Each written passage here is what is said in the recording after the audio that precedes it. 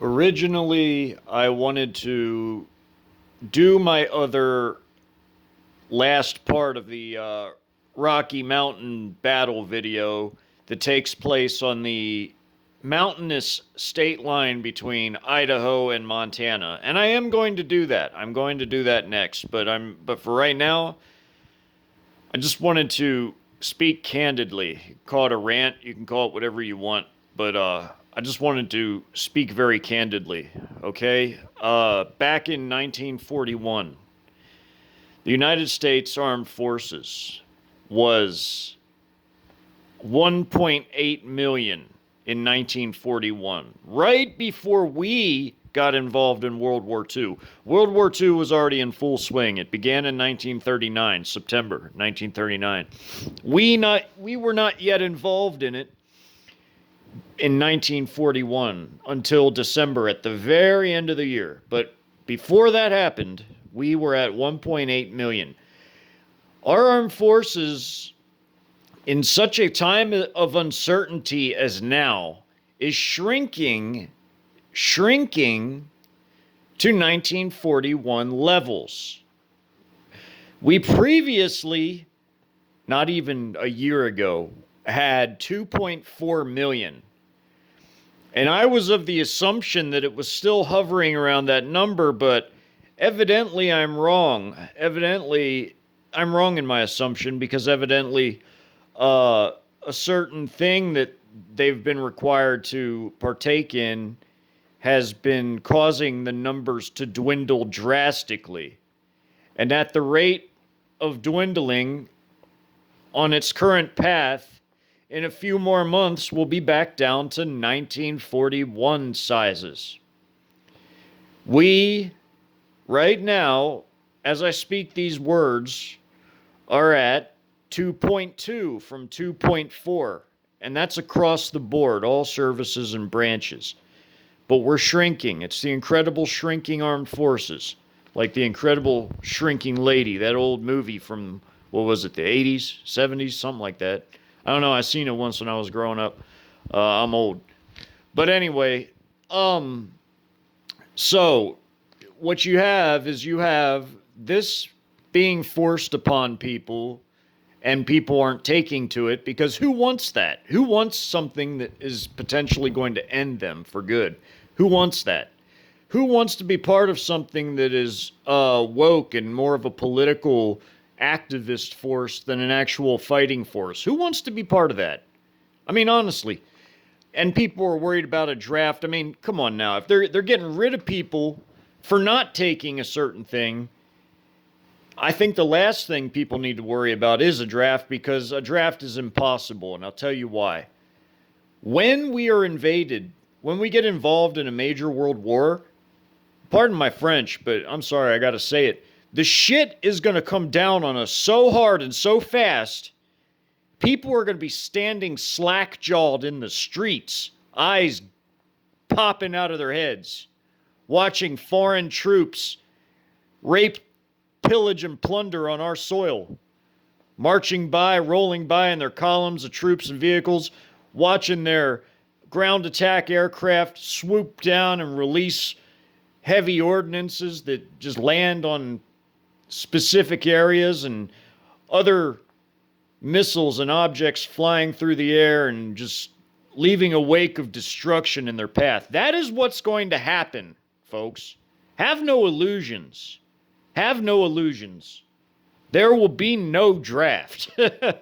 Not at least not one in the way that you're thinking. And even if there were, who would answer the call? I mean, really, who's going to fight for this? We're at the point in our society where they're legalizing infanticide. Living, breathing. I mean, it was already bad enough before, and I was totally already against what they were already doing before in the womb. But I'm talking about living, breathing human beings. We've gotten to that point. Who is going to fight for this? Who's going to fight for this cesspool that we've turned into?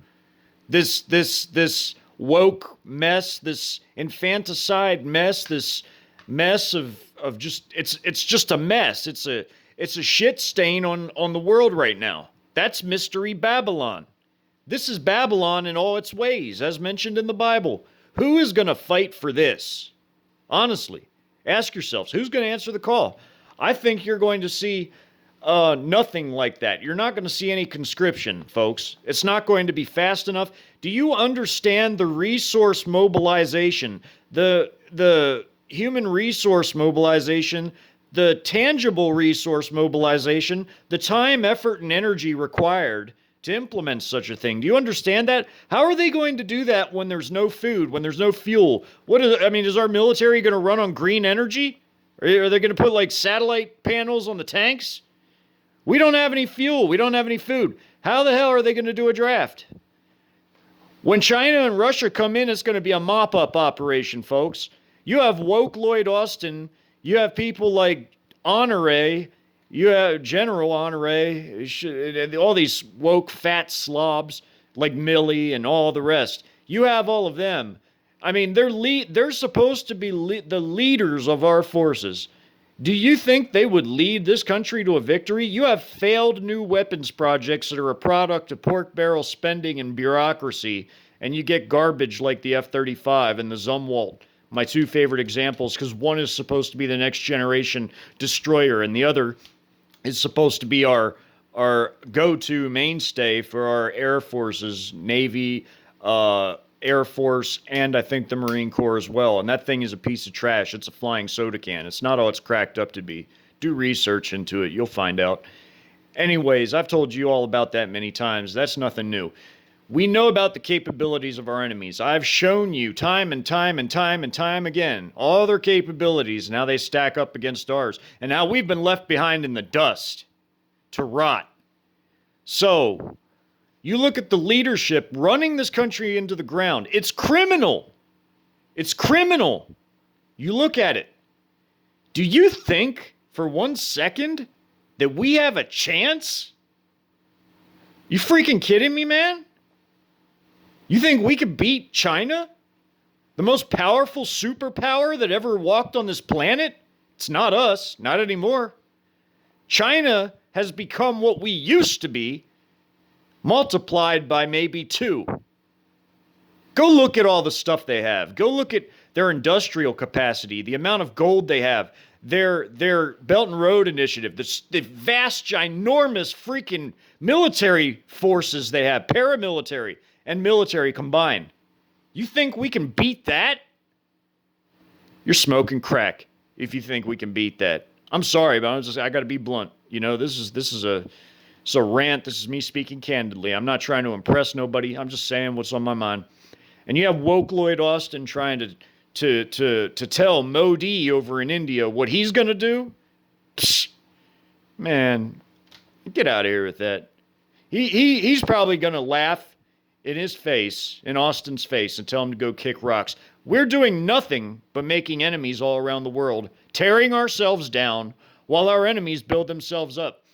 We were at the nexus point where capabilities were about evenly matched. I'd say about 5 or so years ago, 2017-ish. We were about equal with the Russians and Chinese, and now they've both far surpassed us, especially China in conventional terms. But Russia, in nuclear terms, have surpassed us, and China conventionally has surpassed us. But both are more powerful than we are conventionally, including Russia. But China's on a whole nother level. No one can hold a candle to China's power and might. But industrially speaking and otherwise, China is the world superpower. Conventional military-wise, they are the world superpower. We don't hold a candle to that type of power. We don't. Biggest combat air force in the world. I'm not saying overall air force, including support planes and such. I'm saying combat air force.